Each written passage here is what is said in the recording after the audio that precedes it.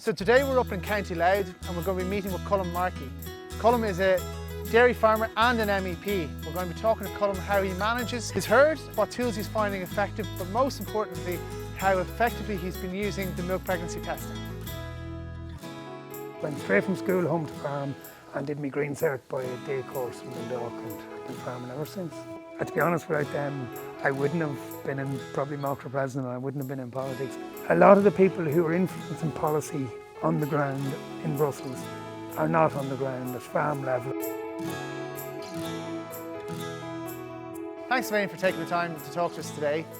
We've a lot to get through, so we'll start out with maybe your journey into dairying, your journey into the farm. Talk us through it. Well, basically, my father would have farmed here. A couple of generations would have farmed here, going back over 100 years, nearly 200 years actually. And my father started dairying in the 50s, supplying liquid milk to Dublin. And when quotas came along, he would have been up around the 100 cow mark or a little over it.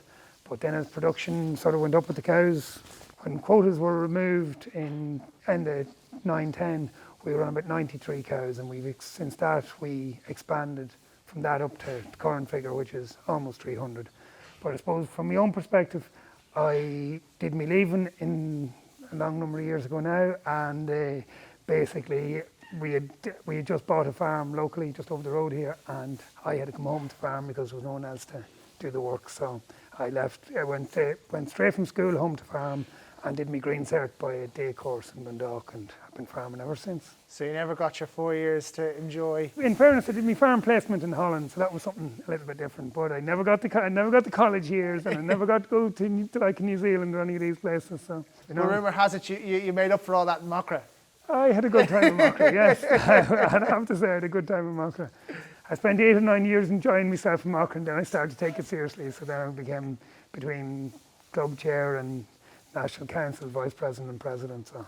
And is Markey something you'd advise then for young farmers? Any young person in the country should be in Markey. It's just apart from everything else, it's a great network and it's a great social life. From a farming perspective, it's important that Markey is there to represent young farmers, because they have a different agenda to the mainstream farming. They need to get themselves established and get up and running, and I think that's important. So your journey then, I mean, you grew the herd, 90 cows up to what it is today. Yeah. What drove that? Well, to be honest, I suppose one of the things that we would have been like, obviously we had the land base that was there to do it. Whereas if you could be of a scale that you could have someone working along with yourself, then you had the flexibility to be able to get time off, you weren't relying on farm relief all the time. And I think that was one of my key decisions, was to be of a scale that you could justify having staff. Alex came working with me in 2001, just about 3 days before foot and mouth actually. Oh wow. And he came from Latvia, and about 12 months later he came and said the girlfriend was thinking of coming over, would there be a job anywhere? So I said we could probably squeeze her in here somewhere. So the two of them have been with me ever since, Alex and Ines. So to be honest, without them, I wouldn't have been in probably Markey president, I wouldn't have been in politics, because I can rely on them in a big way when I'm not here to keep the show going. Like. Management tools, is there anything that you use that you find like helps you out? The one thing I would always have tried to, with the crew I have, is give them as much responsibility as possible. They feel like they own the place, which is the way I like to have it. Yeah. They've real ownership in terms of all the work that goes on, decisions that are made. Like there's people come in here and they wouldn't even know who I am sometimes from talking, like, and we'd go and talk to them. Like, it's the people more so than it is the tools, I'd say, first. But then on top of that, like the herd app, we would use the whole time. We were Glanbia suppliers, and even when I'm away, I'll be always checking the milk first thing in the morning. I'd know it before they would. This year now was the first year. We never had cameras here before, but we've cameras on the phone this year in terms of cows calving and stuff as well. We measure grass as well, so we use the app there as well. So we would use a lot of it, but certainly in terms of the herd app, in terms of just certainly on the fertility side of it and getting cows and calf and cows calving and all that, it's been brilliant in terms of keeping things organised. You also milk record here as well? We always milk record here for a long number of years. We stopped for a couple of years because we were putting in a new milking parlour, but we started back there. It's 3 years now. So look, if we have to go down the road of less antibiotic use in dry cow, the milk recording is vital in terms of cell counts, but equally in terms of your fats and proteins. Like, I suppose we would traditionally have come from a liquid milk herd. So traditionally our fats and proteins would have been lower, so there was a need to, if you like, breed in better solids into the herd, so the milk recording was vital in terms of that. You talk about the milk pregnancy testing and just like the process. What's the process in that? Do you do it with your milk recording? Traditionally we would have scanned, we would have done a lot of milk tests on the cows. And what we found really, really good last year was we'd routinely have milk tested the cows, pregnancy tested them pretty much twice a week, because the idea was we were trying to come in at 28, 30 days is when you can get in. If we could get them in and get them back before the cow would be coming to her second cycle, we'd know, we're like we tail paint and we watch the cows twice a day actually. We'd know, right, that one's not in calf, so keep an eye on her, she should be coming round again. If you were doing it the traditional way, number one, you couldn't be calling a fella in to scan every 3 or 4 days. Yeah, I know what you mean. And secondly, typically we would have let it run over, that you wouldn't be watching. So we just found it very helpful in the last year or two in terms of being able to identify in that window between the first and the second cycle whether they were or weren't in calf. And it's back to the app again. Then you're just knocked off in calf, forget about her, and different colour tail paint. And by and large, as a good management tool, you know where you stand more or less, so it's good that way. And certainly that alongside the herd app where we're just keeping track on what cows and calf, what not. Like coming from a liquid milk herd, our calving pattern would have been quite spread out. Now we still have a few cows left to calf at the minute, but we've tightened up. Like we had 196 cows to calve in the first 3 weeks, which was good for us, and by the time we were at 6 weeks, it fell off a cliff then after the second cycle, which was great. Like there was only a trickle since that. And look, if we got the same, if we got this year as good as last year, I'd be very happy with it now, to be honest. And then you got an interesting phone call not too long ago to offer you a position as an MEP, which is massive. And I have one question for you though. What was the first thing that came to your head? The cows or the kids? No comment. I tell you, well, I don't know.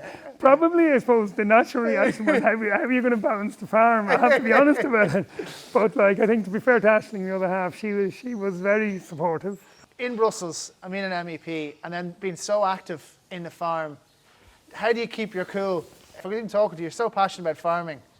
Is it like you're running in with your farming banner into? Yeah, you have to be very careful with that, because if you like, they'll see you coming. Actually, you're just representing the farmers, like. Yeah. But like, I would have been over and back Goodlot to Brussels when I was in Mockra, representing and all that. And the culture is fundamentally different now to what it was 15 years ago, in terms of the level of influence of, let's say, disconnect with agriculture is probably the best way I can put it. Like, there's a lot of a green lobby there, which is fine, but in a lot of cases it's not necessarily practical in terms of how you implement that at a farm level. I make the point, well, these are all critical of the farmers, but the farmers are the ones who chose to be out in the environment. The people who you're criticising are probably the people who love what you're talking about much more than you do yourself. So I definitely think there's an issue there where a lot of the people who are influencing policy on the ground in Brussels are not on the ground at farm level, and I think that's a big issue, because there's a smaller farming representation all the time in Brussels. The level of influence that has, and the level of, I would say, lack of understanding in a lot of cases is a bit of an issue, you know. So, and I think we have to do a lot to try and bring that audience with us in terms of where agriculture is going. And look, the flip side of that is we have challenges in agriculture. I think we're going to have to face up to them too, like, because the longer we push that back, the more people are going to be on our case. Everyone's looking over the hedge at what's happening in farming at the minute, because there's this sense that agriculture has an environmental responsibility and is or isn't taking it seriously. And the sooner we own that, and the sooner we set our own agenda, number one, that the suggested solutions are practical, and number two, that we make others realise that we're on this, we have this under control, that they'll go off to something else. And I think it's most important that we own that agenda rather than others dictate it to us, because those who are trying to dictate it to us, frankly, a lot of time don't really have a full grasp of what the issues are. Well, I think for farmers in particular, I know me personally, you take it to heart. You're so enthralled and passionate about your farm, what you're doing, and then you're working 12 hours a day and you're tired. How do you bring me with you? Yeah, I think, well, certainly even in terms of farming organisations and that, like, it's much more fragmented than it was years ago. Like, there was a sense of everyone was in it together. Yeah. Now it's kind of like, you talk about convergence in terms of cap payments, so that's the West versus the East almost in terms of, and it's dairy versus beef, and it's, you know, tillage versus dairy, you know, and there seems to be an awful lot of division there where people, there's not a unified approach to it. In a lot of ways, Irish agriculture is a very good story to tell in terms of, like, environmentally, right, there's issues there, but we're a hell of a lot better than most of the rest of them out there. Yeah. And the other thing we have is we have the science and the if you like, knowledge transfer sort of, as in advisory service, to progress and to solve the problems. Like if we stop producing, let's say, milk or beef in this part of the world, where's it going to go? It's going to go to third countries where the standards are lower, the research is lower, the knowledge transfer, the transfer of knowledge to the farm is lower. So, like, you're really displacing where it's most effective and replacing it with somewhere that's way less. And particularly on the animal welfare side of it, there'll be people that it's very hard to talk to them. They nearly don't want to hear that there's another way this can be done, you know, and that's you're trying to break through that. And you say about getting frustrated, it can be frustrating to listen to someone who you know doesn't understand what they're talking about. Yeah. And yet gets a platform to try and dictate to others. So Colm, 5 years' time, where are you going to see the farm moving on? Are you focusing more on EBI, production? Where are you always aiming? Probably we need work done on roadways. We put in a whole new water system the last year or two, which is like 50 mil pipe pretty much all around the farm, so it's pretty good. So on most of those things outside the roadways, I would see myself as that's the last of the big jobs. The other one is we have a coast erosion issue here, so we have to deal with that as well. But they're the last two of the big jobs. So my sense of it was we would have levelled off at about 300 cows. That was sort of maybe 320. The land block will allow for that, and it wouldn't allow for any more, I suppose, and the pressure will come on in terms of nitrates and all that anyway. Yeah. So I would see the numbers plateauing at where they're at. I suppose we probably haven't the highest yields in the world, and we probably haven't the highest solids in the world. So there'll be a big push towards, I suppose, being selective about our cows, compact calving, higher solids. So it's more about performance now than expansion, if you know what I mean. So to get, I think there's another 25% to be got there in performance over and above without any expansion. I think that's probably the next step for us. And I suppose, in terms of that, it is better bulls, it is better solids.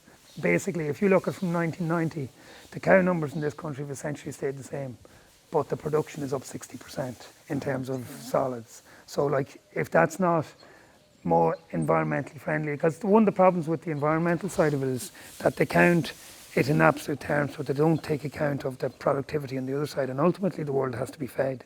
So it's production at a minimum environmental impact. And from an Irish perspective, we've increased our production by 60% with no greater environmental impact in terms of numbers, and environmentally done better. So I think we've a good story to tell there. That's probably where I'd see the next couple of years. If you were to go back to your 17-year-old self now, you've just bought the farm up the road, what advice would you give him going forward? Probably just to get on with it, really, in terms of put the head down and get the work done, and it'll look after itself in due course. That's the way I'd say. If you do what you think is the right thing to do, and that's all you can do, and hopefully it'll work out along the way. And trying to make what you thought was the right decision at the time, and if you keep focusing on what's the right decision now, hopefully it'll all come right in the long run. That's all you can do, really. Yeah, well, Colm, listen, thank you so much for taking time out of your day. I know you're extremely busy, and thanks for sharing your story with us. It's been great. Thank you. You know what?